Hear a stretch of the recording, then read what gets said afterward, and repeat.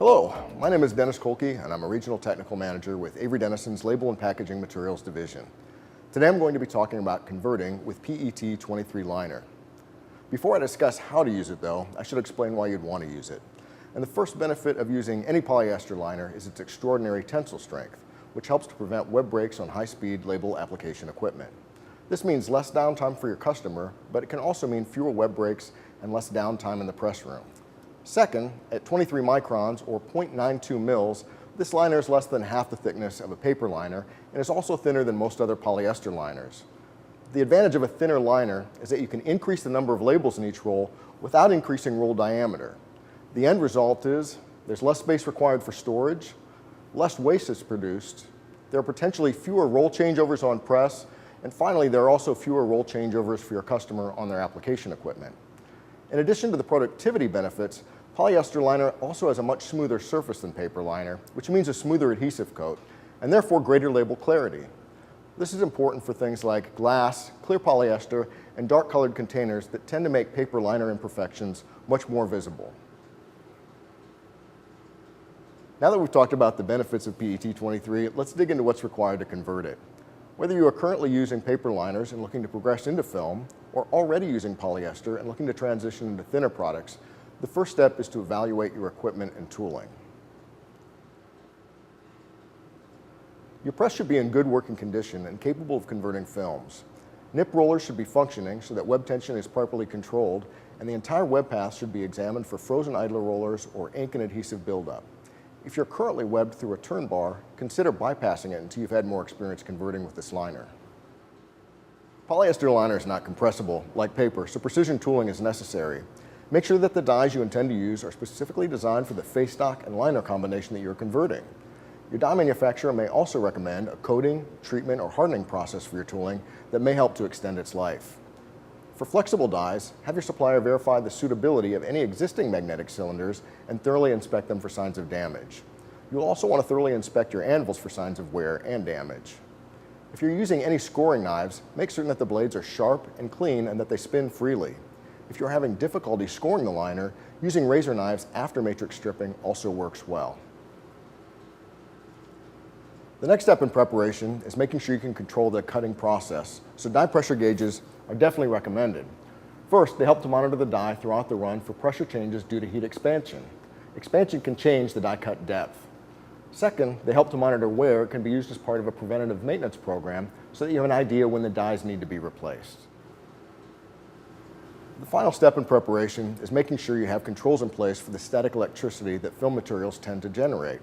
Static attracts debris from the air and floor around your press to the web, creating print defects. Static can also cause the web to wrap rollers in your press, resulting in print registration issues.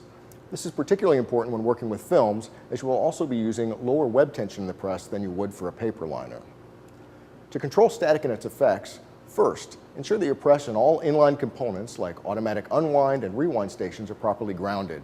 Frequent shocks or sparks are funny, but also potentially dangerous and are an indicator of a problem. Second, consider installing static control bars before your first print station. If you're using web cleaning equipment, you may also want to investigate placing them before and after the web cleaning station so you don't redeposit debris after removing it. And third, make sure that the press room and especially the area around your press is clean. This is just good housekeeping, but it really does make a difference. Now that the press is prepared for running polyester liner, the next step is to start converting it. To prevent telescoped or dished rolls at the press unwind, try to keep unwind tension below 1 pli, which is pounds per linear inch. Note that this is different from psi, which is pounds per square inch. Low unwind tension is required because film materials are typically wound at very low tension, and if unwound at higher tension, the roll can start to slide. Also, be aware that polyester will stretch when exposed to excessive heat and tension. It will also retract when that tension is released, possibly causing embossing of labels, adhesive ooze, and label shifting on the liner. To avoid these issues, keep UV lamps and dryers on the lowest setting possible while still maintaining ink cure. Also, keep web tension as low as possible while still maintaining print registration. And rewind rolls onto 6-inch cores instead of 3-inch cores to prevent compression of the labels that are closest to the core.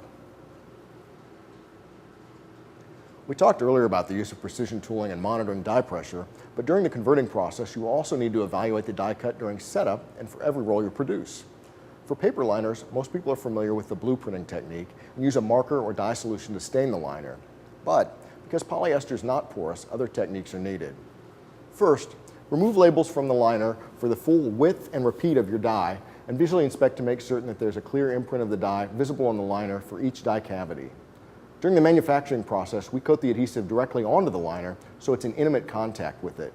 If you do not see an imprint or there are gaps in the imprint, there's no way of being certain that the adhesive was completely cut.